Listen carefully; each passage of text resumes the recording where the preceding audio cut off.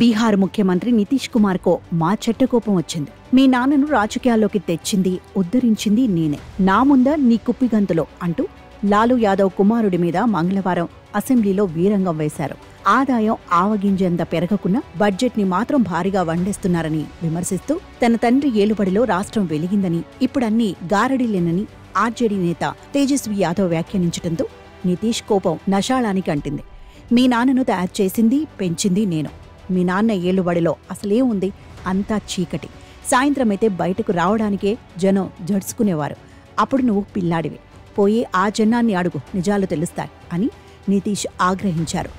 లాలూ సొంత కులానికి చెందినవారే ఆయన ఎదుగుదలను వ్యతిరేకిస్తుంటే తాను మాత్రం ఆయనను పైకి తీసుకొచ్చానని నితీష్ చెప్పుకొచ్చారు.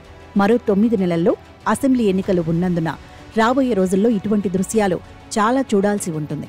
లాలూ ఏలుబడిలో బీహార్లో ఆటవిక రాజ్యం కొనసాగిందని నితీష్తో పాటు ప్రధాని నరేంద్ర మోదీ కూడా ఆ రాష్ట్ర ప్రజలకు గుర్తు చేశారు. 10 రోజుల క్రితం ఆయన బీహార్లో చేసిన పర్యటనతో ఎన్నికల ప్రచారం మొదలుపెట్టేసినట్టుగా కనిపించింది.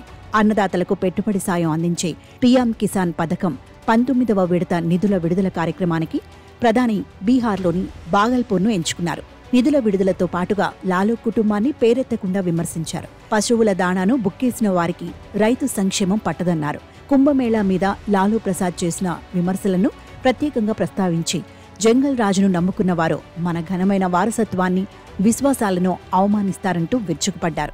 మహాశివరాత్రికి 2 రోజుల ముందు జరిగిన ఈ సదస్సులో మహాకుంభను అవమానించిన వారిని రాష్ట్ర ప్రజలు కఠినంగా శిక్షించాలని కూడా మోదీ పిలుపునిచ్చారు. యూపీ మాదిరిగా బీహార్లో మత రాజకీయాలు చెల్లవన్నది అందరూ నమ్ముతున్న మాట.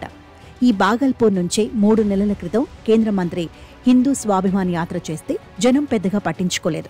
అయినప్పటికీ ఘనమైన రామమందిర నిర్మాణాన్ని జీర్ణించుకోలేని వారు మహాకుంభుని ఆడుపోసుకుంటారని, ప్రజలే వీరిని శిక్షించాలని మతాన్ని సమపాళ్లలో మేళవిస్తూ మోదీ చేసిన ఈ వ్యాఖ్య ఖచ్చితంగా హిందూ ఓబీసీలను, మహిళలను తాకుతుందని బీజేపీ నాయకుల ఆశ. రాబోయే రోజుల్లో బీహార్లో బీజేపీ సాగించబోయే ఎన్నికల ప్రచారం ఏ విధంగా ఉండబోతోందో ఊహించుకోవచ్చు.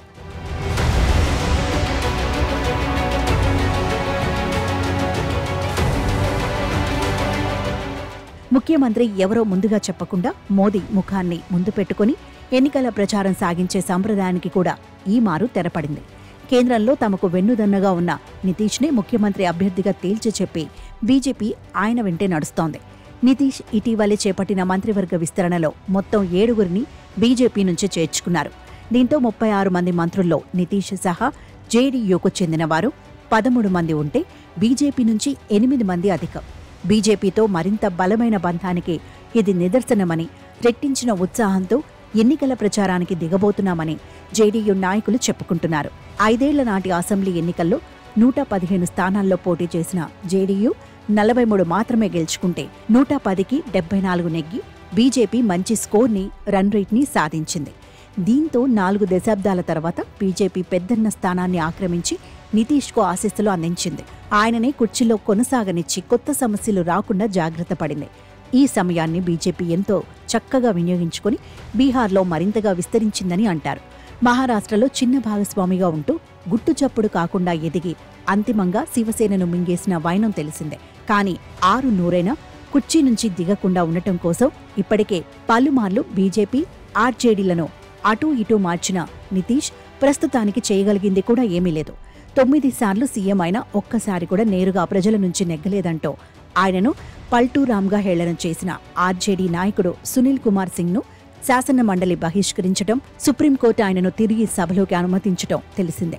ప్రజలు ఈ మారు నితీష్ను బాహుబలి చేస్తారు, మరింత బలహీనపరుస్తారో చూడాలి.